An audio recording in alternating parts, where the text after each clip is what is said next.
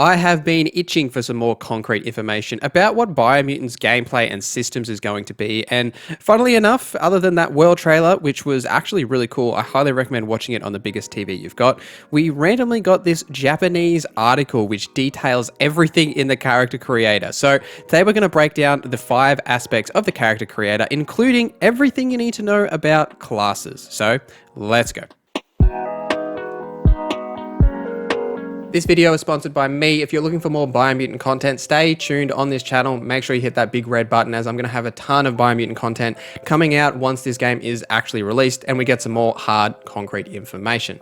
This information actually came out yesterday. Yesterday was my birthday, so I didn't feel like making a video yesterday. So here we go. Now, I will have this article linked in the comments below, though it is entirely in Japanese, including the screenshot. So you will need something like a Google Translate or Google Lens, which is what I've used to translate these screenshots so I can give you all the information that's in the article already. Now, there is really 5 key decisions you will make during the character creation. And the first one is the race, or I guess the species. There are going to be 6 different species to choose from, and they all really benefit different stats. Now, the first one is primal, which is going to be like a good balance between all of the stats with a high agility and low intelligence. So they're not going to be good at the supernatural, the key or the psi abilities that you get throughout the game. The Damned has strong strength and is going to be good with melee abilities, and the Rex and Fip are good at handling special abilities because they have a high intelligence.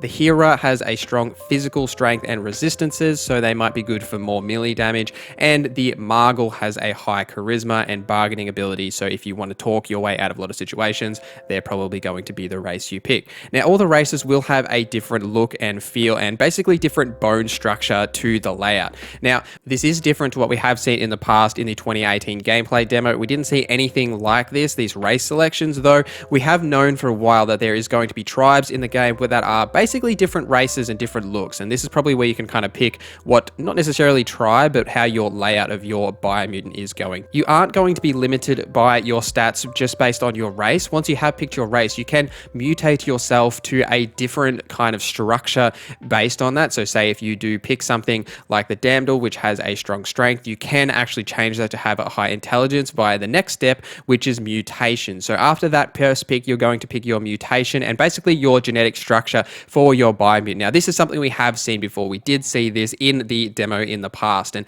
basically from here, you can really become more of what you want to be. So if you do want to be like a melee focused character, you can really push yourself more in that direction, maybe add some agility or something like that. And that will actually change the way that your Biomutant will look based on the decisions you make there. And that's something we've known about from these mutations. So you can, if you go heavy into strength, you're going to be bigger, your shoulders are going to get wider. Or if you go into intelligence and to focus on the psi abilities, you're obviously going to get skinnier and smaller because you're not going to be that strong, bulky Biomutant. I have Google translated some of these images that I'm showing you, and for the most part they are pretty similar to what we have seen in the past. It's just more of a cleaner look to the character creator to make it a bit more simple and easier to understand, whereas back in the old demo it was very complex, and when I did play the demo, you kind of just skipped through most of this stuff because it is a demo, but it is a little bit complex. So a way of breaking this information down and making it a little bit more simple for people is a really good idea.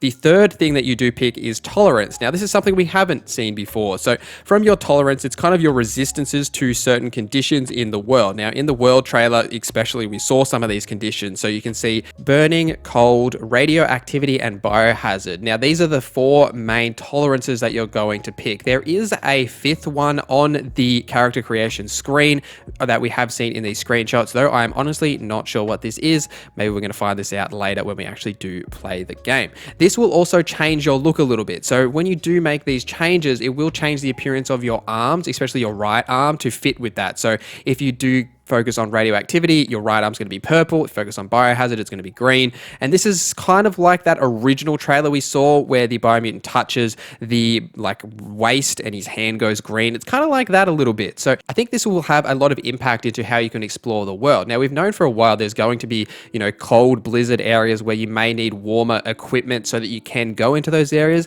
If in your tolerance you focus on cold, maybe you don't need to wear that gear, but say, that's a trade-off. So when you're in the hot areas, you do need to do something there. It's going to be interesting to see how that really plays into the exploration, which is going to be a very important part of this game from what we have seen in these trailers. The fourth decision you make is your fur and color patterns. Now, this is something we have seen before in the demo. There isn't too much to talk about here. It's really just your color schemes and how your fur is going to be, whether you're going to have thick fur or not thick fur.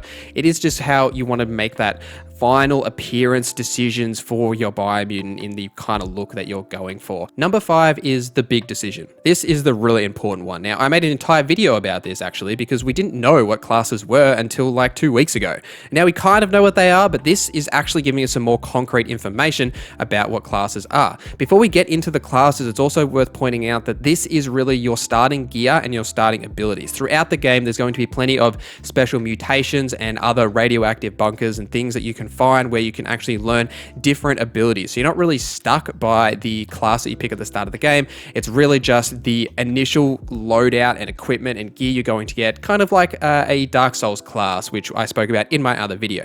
Now, we do have the 5 classes that you're going to start off with in the game, but there is a 6th, which is the Merc class, which we'll get into in a little bit. I have Google translated all of these images so that you can actually see what the abilities that you get from these classes are. The first one is Deadeye, which is a clever and skilled rogue who chooses to live without being bound by the law or social norms. The Deadeye has Crackshot, which is the usefulness of automatic rifle attacks is increased by 20%, and Perfect Reload. The attack reloads instantly and increasing the damage dealt by the next attack by 20%. It seems like you start off with a pistol and a decent sword on your back as well. This is also the class that the banner Biomutant is playing as. He is actually a primal and he's playing as the Deadeye from what we have seen and what it looks like from the character creator. The Commando is trained as a member of the Elite Special Forces, and the Commando is skilled in operations with a small number of teams, though I don't think that is translated correctly, but that's what we've got. Now, they only have one ability, which is Adrenaline, so when your health drops below 20% or less, the next melee weapon attack is increased by 10%. So if you're going to play as like a Damden with melee attack being your focus, the Commando seems to be a really good option.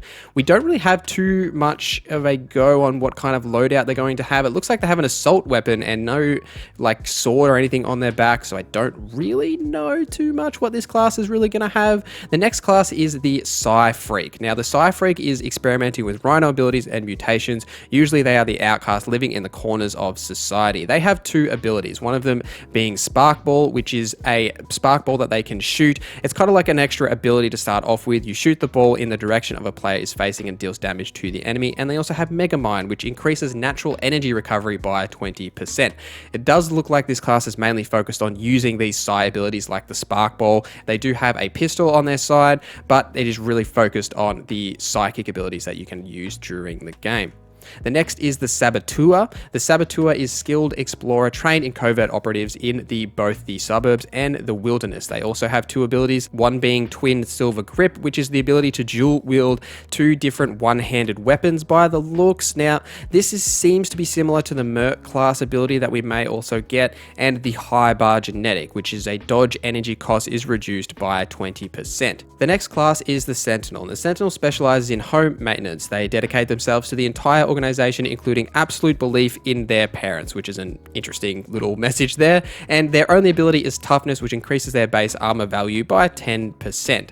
These are all the classes that are going to be in the base game. However, we do know that in the DLC, if you pre-order the game, you do get an extra Mercenary class. The Mercenary class will have a dual wield ability, which seems like it's going to be similar to that Twin Silver Grip ability that the Saboteur has. And they will also start with a classic katana and the shorter Wakeshi blades. So there is really going to be options of 6 classes if you do pre-order this game. I will have multiple videos coming out about the character creator once I have actually had my hands on it. This is really just breaking down the information that was in this article. It's also worth mentioning that this is all information for an unreleased game that was given in Japanese that we have then translated to English. So some of this information may not be like 100% accurate, maybe translated slightly wrong, or things may change in development. That's just kind of how things go. If you're looking for more Biomutant content, check out my Everything You Need to Know About Biomutant video, which goes through combat and exploration and the tribes and everything that we haven't discussed in this video, as well as the different attributes like strength, agility, intelligence, and what they are kind of breaking down into how they affect your character. So do check out that video.